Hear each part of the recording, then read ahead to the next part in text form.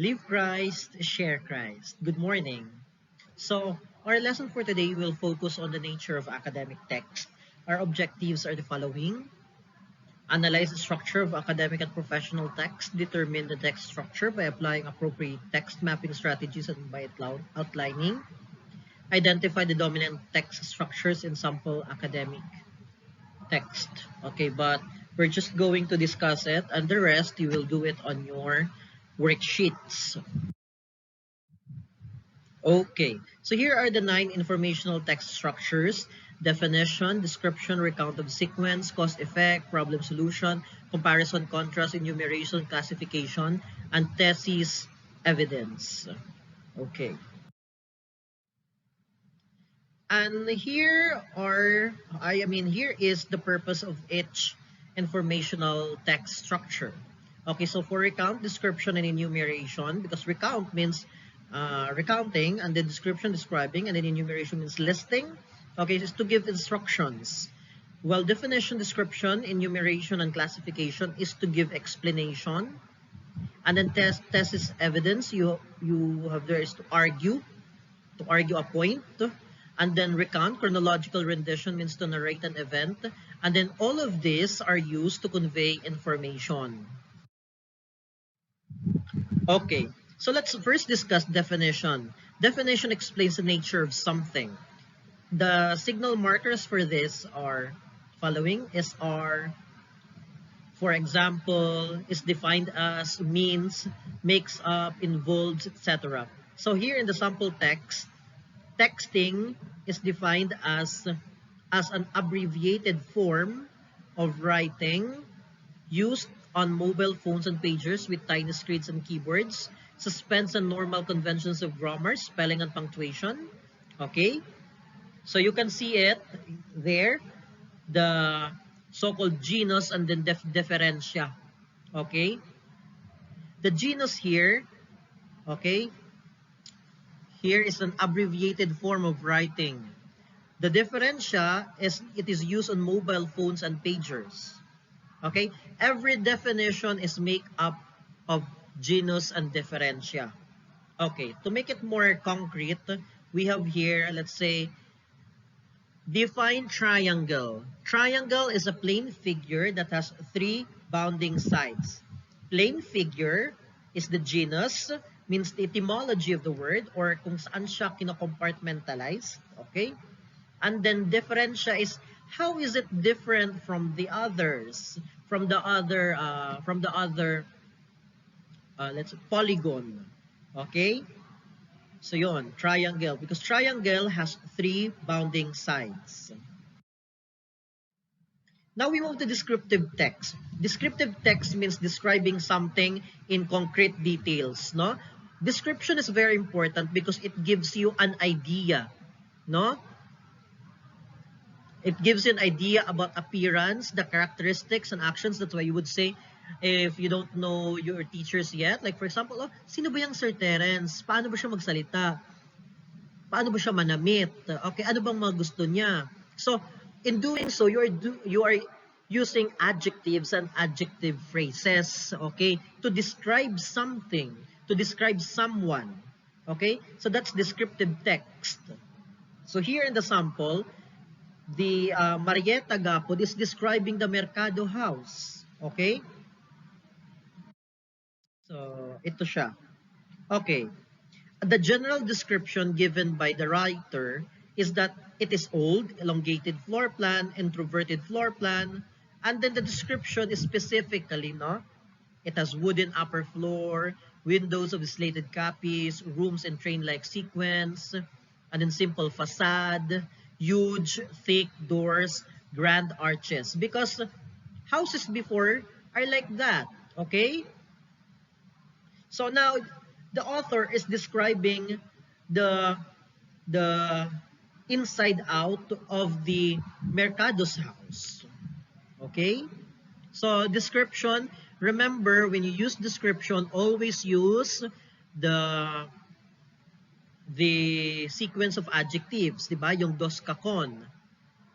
Okay? For sure, you were taught by your elementary teachers about it, di ba? Yung determiner, the object, so yun, and the rest. Okay, we don't have time discussing it. I'll just move to another, okay, another informational text. You have now the recount of sequence, which is a chronological narration of a historical period, a sequential description of process or a procedure. So, recount of sequence, ang ibig sabihin lang yan is you use flowchart or timeline or to make it in step-by-step process. Okay? So, for example, you are cooking and you want your audience to know how to cook a particular dish. So, you do recount of sequence. Okay?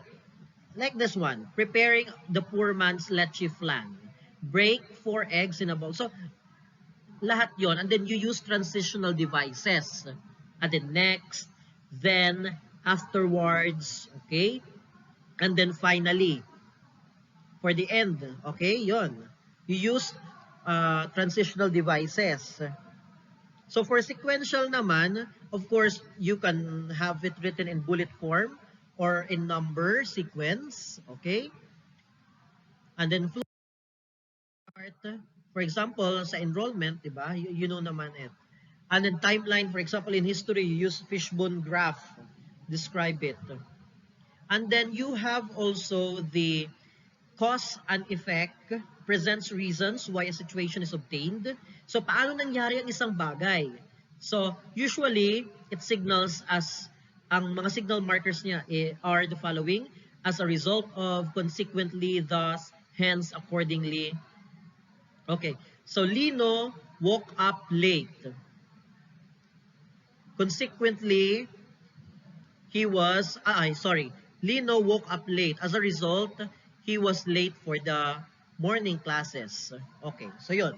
Diba? There is cause and effect. But in academic text, okay, in academic writing, usually, pinipresent muna is the effect. Why is it so? To create effect, okay? To create an impression, okay? To create an impression. To make something real. Yes, para mas mapakita na here are the effects of these things, para siyang bomb, 'di ba? And the causes of this, yon, na nasa baba.